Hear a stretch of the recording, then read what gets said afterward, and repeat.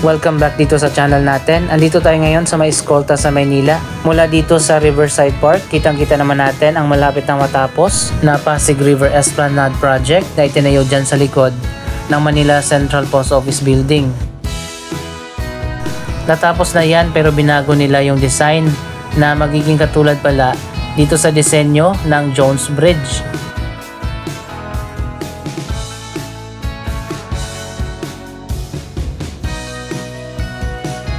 Dalawang bagong esplanade, yung isa medyo maliit lang, at magkakaroon na ng grand opening sa bagong esplanade na yan ngayong araw.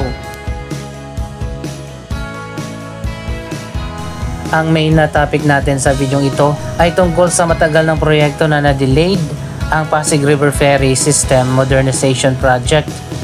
Ano na nga bang nangyari sa proposed project na yon na matagal nang naibalita simula pa noong nakaraang Duterte administration?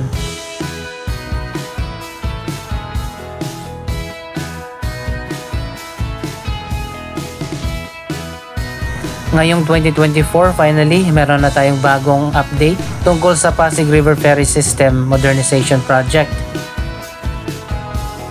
Isa pang project na ginagawa ngayon dito sa Pasig River, ang River Lane Bridge.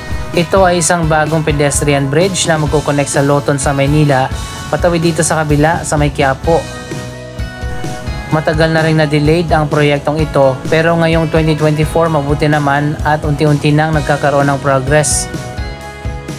Kapag natapos na ang River Lane Bridge, magkakaroon na ng alternative na daanan ng mga pedestrian papunta sa Quiapo na hindi na kailangan pang dumaan dito sa taas ng Quezon Bridge na sobrang dugyot at sobrang baho.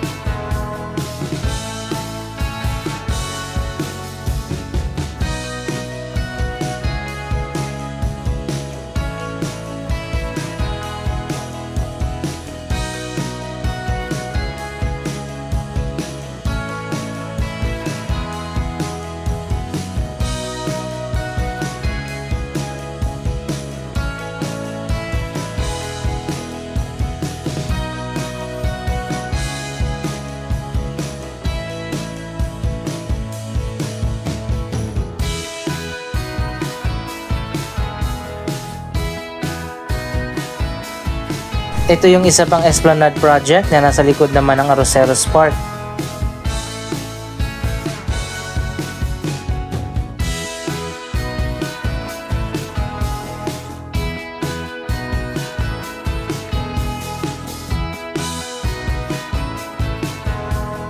Habang nakasakay ako dito sa Pasig River Ferry, marami kang makikita na mga bagong developments along Pasig River, katulad ng mga bagong residential condominium,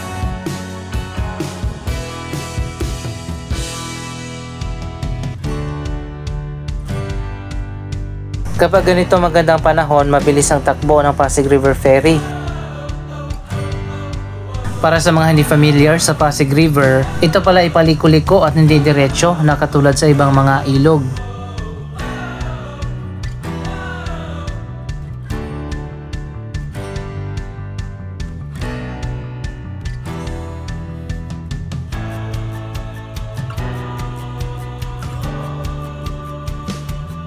Ito yung isang segment ng Skyway Stage 3 na tumatawid dito sa Pasig River. Isa pang bagong expressway ang nakatakda na rin na itayo dito, ang Pasig River Expressway Project, mula sa R10 Road sa Maynila papunta sa C6 sa Taguig.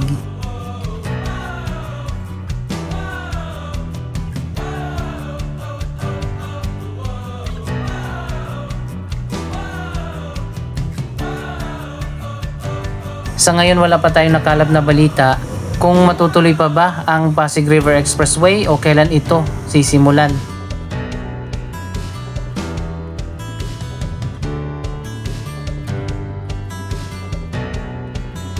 Anyway, ayon pa sa latest update ng MMDA, nagsagawa na sila ng Pasig River Ferry Tour para sa itatayong proyekto ang Pasig River Urban Development Project. Ito na ang bagong pangalan ng Pasig River Modernization na sinimulan noong nakaraang administrasyon.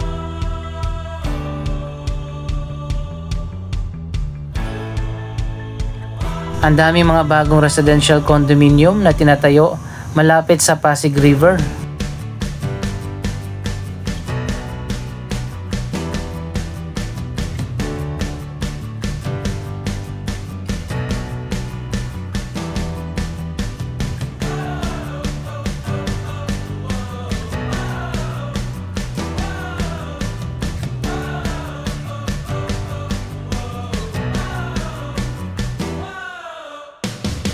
Malapit na tayo dito sa kauna-unahan na pedestrian bridge crossing Pasig River. Naunahan nga nito na matapos yung River Lane Bridge na mas nauna pang sinimulan pero matagal na kasing delayed ang proyekto na yon, kaya mas nauna na natapos ang bagong pedestrian bridge na ito.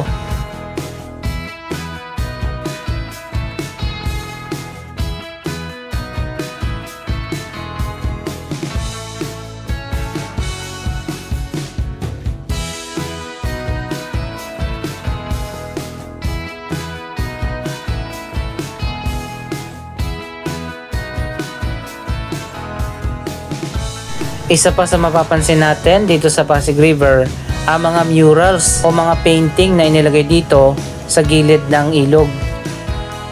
Mahaba yung mga murals na yan mula dito sa Mandaluyong hanggang sa Makati. Sa Maynila lang yata walang murals along Pasig River.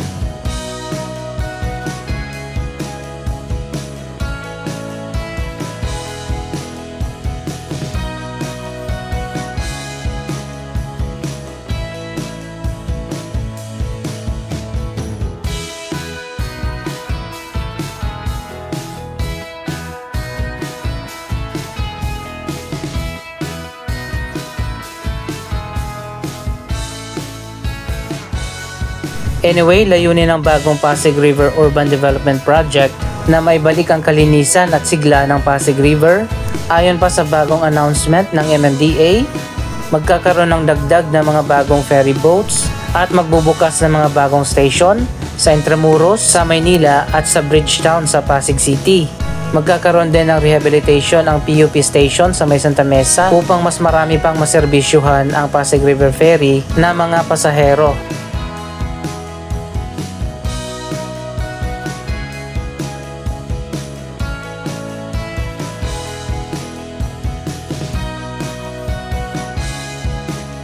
Approaching na tayo dito sa Circuit Makati, isang riverside development ng Ayala Land.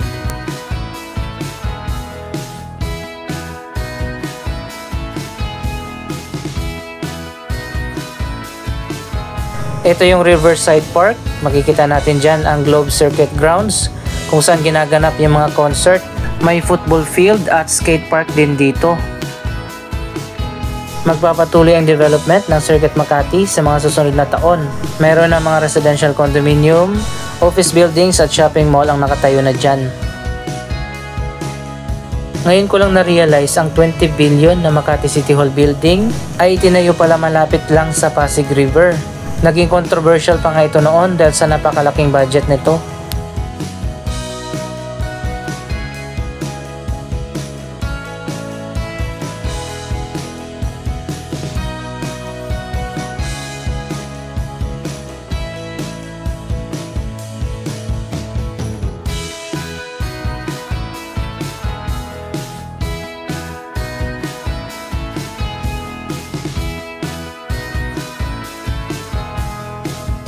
Yung nasa kabila naman, sa unahan makikita naman natin, yan ang Century City, isang mixed-use development ng Century Properties. Sayang nga lang at maliit lang yung area ng Century City at wala ng area na tatayuan pa ng bagong building.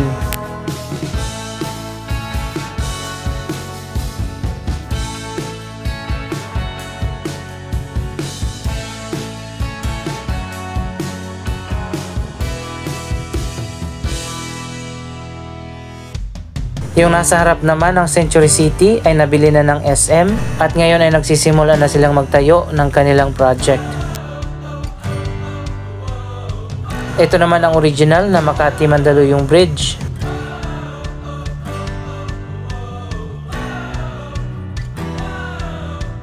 Isa pang napakaganda na riverside development dito sa Makati, ang Rockwell Center.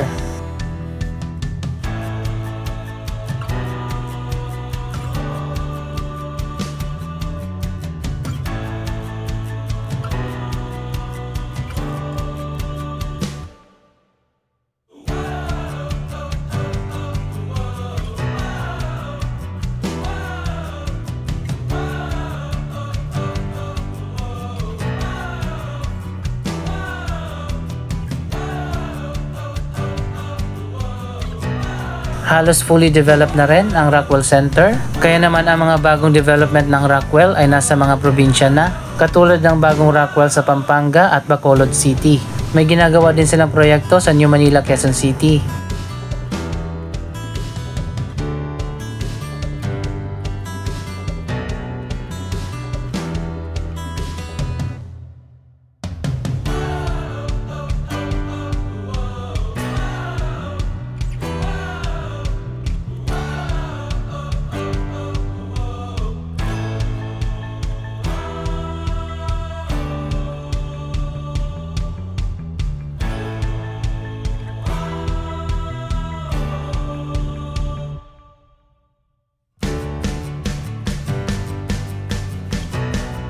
Mga luxury residential condominium, shopping center, at mga office buildings ang nakatayo na dito sa Rockwell.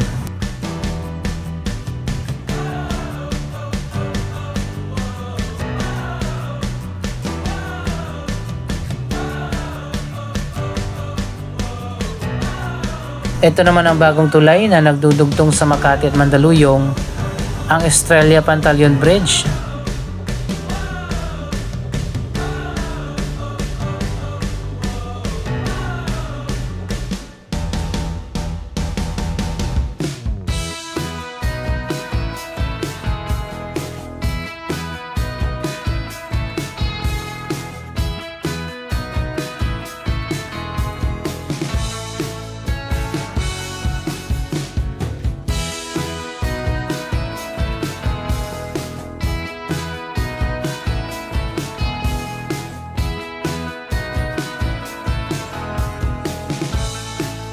Isa pa sa napansin ko ngayong araw habang nakasakay sa Pasig River Ferry, konti na lang yung mga water hyacinth at mga water lily na palutang-lutang dito. Wala na rin akong nakita na mga basura. Approaching na tayo sa Guadalupe Bridge at sa taas naman yan ang guideway ng MRT3. Anyway, ayon pa sa MMDA, pinag-iisipan na rin na i-extend pa ang ruta ng Pasig River Ferry System na pinagplaplanuhan na ngayon na magkaroon ng station sa Manila Bay at sa Laguna Lake. Pero sa ngayon pinag-aaralan pa muna kung posible bang i-extend ang Pasig River Ferry sa mga lugar na yan. Abangan natin yan sa mga susunod na update.